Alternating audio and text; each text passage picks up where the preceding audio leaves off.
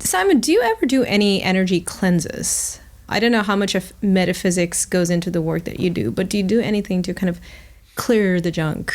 Like if you feel like I do. I would do what I call simple and accessible activities, things like meditation, journaling. I think journaling is so powerful. Simple, but not many people are consistent at doing it. But it is like free therapy. When you put down all of your thoughts onto paper, you have this ability to then dissect your thoughts, to really understand where those thoughts are coming from. And the lesson I took from those years of journaling, which I share in the book, is that you are both the sculptor and the sculptor. Because when you write your thoughts onto paper, you realize you are not actually your thoughts. You are simply the observer of your thoughts. And you at any point can choose a different thought over another. So if you currently have a negative thought, when you write it down, you realize this is not very productive for me. This is holding me back. So let me choose a new thought. And when you choose a new thought, you give birth to new action, choices, and behaviors. Yeah. And thereby, you change your future. We live in a thought-generated world, and that means we can change our reality by changing our thoughts. Is it that simple, though? What if we have self-sabotaging patterns that get in the way? We will always have self-sabotaging patterns. We have an inner critic, or we have issues from our past, childhood wounds. Because sometimes, when I have also trained to be a coach, and I appreciate the whole idea of reframing and switching from a negative to a better thought that's healthier for us. But I always felt like there would be a tendency for a client to not follow through, even though they know it on a conscious level that they need to do this to lead a more productive and happier life. They end up shooting themselves in the foot. So people do. How do you deal with people like that? First step is to understand what is stopping them. So a question I might ask a client if they said that to me and told me they haven't followed through with some of the things they actually said to themselves they were going to do, is simply, what is stopping you, really? What is really stopping you? And just open up the space for them to speak into. And for each client, it may be different. When we talk about traumas, it could be anything from personal, professional traumas. And then just to really understand the impact that has had. And also for them to understand what that has cost and could cost them and how to change the relationship with it. Because when you've gone through a trauma that you haven't really explored or understood, you only end up having a singular relationship with it, which is you see it through only one lens. But actually you can see any experience in life through a multitude of different lenses. So it's really to ask them, what else could that experience mean? What would that experience mean to someone else who was connected to that traumatic experience? Because once they understand that perspective can change their relationship with it, perhaps they can move forward with a healthier understanding of that experience. Okay, so helping them see it from multiple perspectives might give them kind of like a bird's eye view of their situation. Yeah, so take them out of it, because when you're in a situation, it always feels very painful. It's like when you experience... You get tunnel vision, right? You get tunnel vision. It's like when you experience a challenge or setback. Now, at a macro level, you understand that challenges are healthy to grow. Unless you're challenged, how do you know how strong you are? I mean, we know all of these as facts. Sure. But when you are going through a challenge in the moment, whether it's a loss, a grieving, something unexpected being thrown your way, it is always going to be painful in that moment. But if you have that ability to see it through different perspectives and take yourself out of the situation, then you can see things from a more objective lens. And that's when you can start to choose how you want to build a relationship with that that's going to be healthier for you to move forward.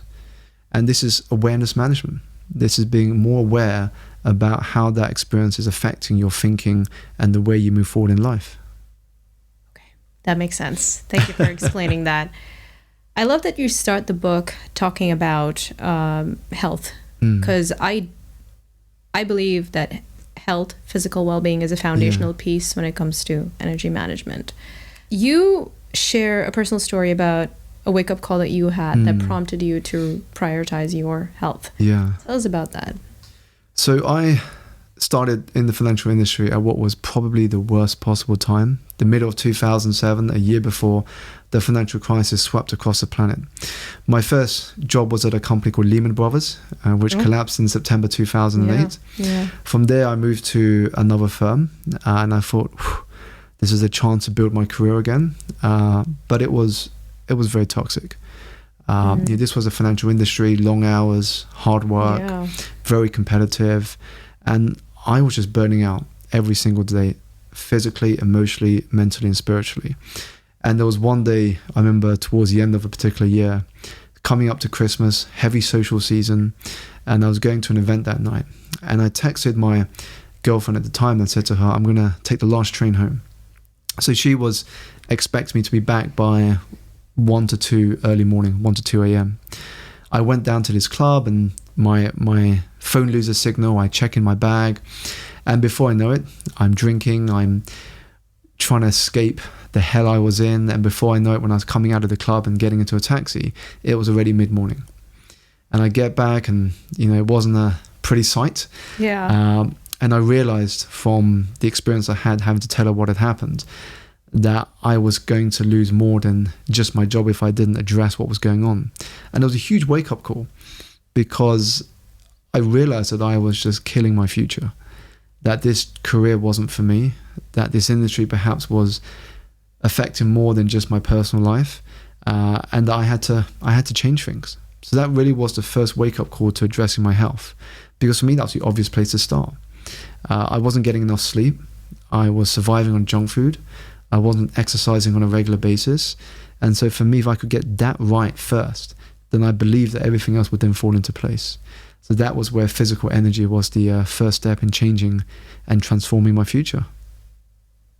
Yeah. And I'm glad that you got that insight sooner than later. For a lot of people, they get it much later in their life, when sometimes it's hard to kind of reverse the damage that's been done from that. What was it that got you to that level of insight, that you realized that, oh my goodness, that this is not working anymore? Because the reason I ask that is because there are probably people listening to this who are in that position. They're in a very, in a career or a profession that is really taking a lot out of them. Yeah. And they've got to pay the bills somehow, right? Not everyone has the courage, or maybe they don't have the, they can't do that. They maybe either because of internal blocks or because of their circumstances. So what would you say to somebody like that who wants to make that change, but they somehow feel restricted? For me, I was very fortunate. It was hard hitting. And I think we have to remind ourselves how fortunate we are to be alive and how short life is. When I was going through that period of feeling lost, of not knowing what I wanted to do, or feeling like giving up, I decided to take a trip back to my hometown. So I was working in London, but I grew up in the southeast of England. So I took a trip back to my hometown to visit my mum's grave, and she passed when I was 17. So I went back home to just visit her grave, and it reminded me at a very important point in my journey that life is fragile. Do I want to get to the end of my life and regret not having tried stuff, not having lived? How would she feel, if I got to the end of my life and I'm just living a miserable one, only looking forward to the weekends and holidays, and just living a very miserable existence? And it got me thinking that if life was to end tomorrow, would I be happy? Would I honestly be happy with the choices I made? And the answer was a resolute no. And once I understood just how short life is, that's when I began to intentionally channel my energy into truly living. I said, what is the first thing I've got to address? I might not know yet what I want to do long term, which I didn't. I just knew I didn't want to work for anyone else. I wanted to work for myself. You knew what you didn't want to do. I knew what I didn't want, but I didn't know what I wanted. But I did know the first thing that needed to be addressed was my health. I needed to get that sorted first, and then I could then explore all of the other interests I may have had. But it had to start with my health. And so I realized that if I wanted to live a long life, if I wanted to start a family, if I wanted to see my children grow up, I had to get my health in order. And then, fortunately, once I started focusing on that, I got the inspiration and the energy to then start thinking about what I wanted to do long term. I then read books. I changed the environment I was in. I went to seminars. I then explored coaching, and then that inspired me to quit the financial industry. Yeah. I know that in Buddhism, they have this meditation where you meditate on your death. Yeah.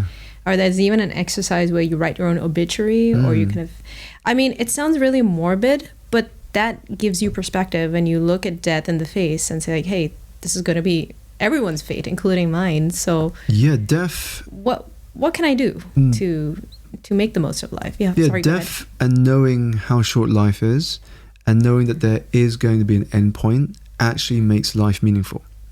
Because if there was no end point, if you lived forever, where is the urgency? There's always next year. You can keep going next year for eternity because there's no end point. But when there is an end point, it gives a sense of urgency. You've got to take action now in order to create a better future. In fact, I believe that your ability to collapse that gap between idea and execution is one of the most important skills that you can develop. So true. For too many of us, that gap between idea and execution is wide. Yeah. If you can narrow it, you're going to move faster, but also you're going to accumulate a lot of knowledge in a short space of time. So the first thing to understand is life is short. Would you get to the end of your life and have regrets? Or would you get to the end of your life and say, thank God I started, thank God I began. Yeah. I'm so glad the old me took action. Because the habits you embrace each day are either contributing to a legacy you can be proud of, or they're contributing to a mountain of regrets. And then the second is, what one tiny piece of action can you take today?